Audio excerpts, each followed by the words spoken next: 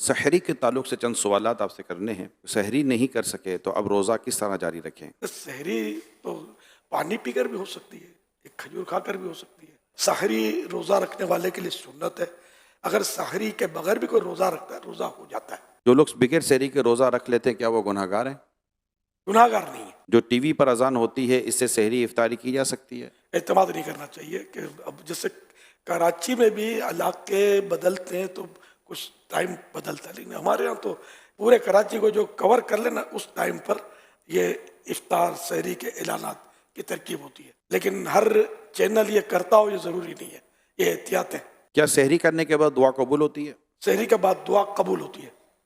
سحری کس چیز سے کرنا سنت مبارکہ ہے؟ کھجوروں کا تو حدیث پاک میں تذکرہ ہے. اللہ پاک کے پیارے حبیب صلی اللہ علیہ وسلم نے ارشاد فرمایا نعم السحور التمر، یعنی کھجور بہترین سحری ہے.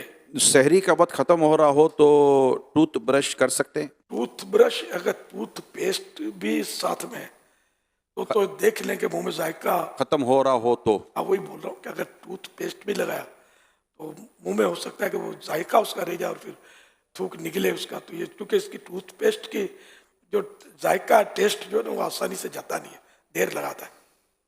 اس لیے احتیاط اسی میں کہ رسک نہ لیں.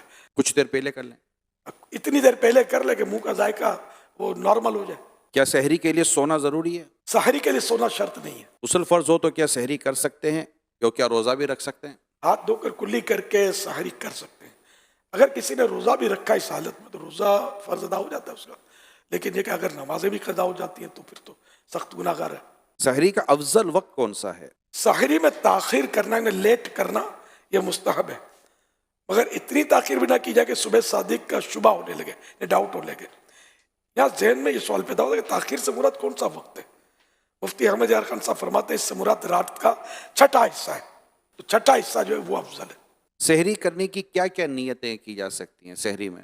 بہترین نیت یہ ہے کہ میں سرکار صلی اللہ علیہ وسلم کی سنت پر عمل کر رہا ہوں، روزے پر اس سے قوت حاصل کروں گا. واقعی روزے پر قوت حاصل ہوتی ہے. اب رات بھر کھائے پیے نہیں پھر روزہ رکھے گا تو جو حالت ہوگی. جب بھی کھانا کھائیں کوئی مطلب ایسی چیز جس سے قوت حاصل ہوتی ہو تو پھر اس میں یہ نیت اتنی کم از کم نیت کر لینی چاہیے کہ عبادت پر قوت حاصل کرنے کے لیے کھا رہا ہوں.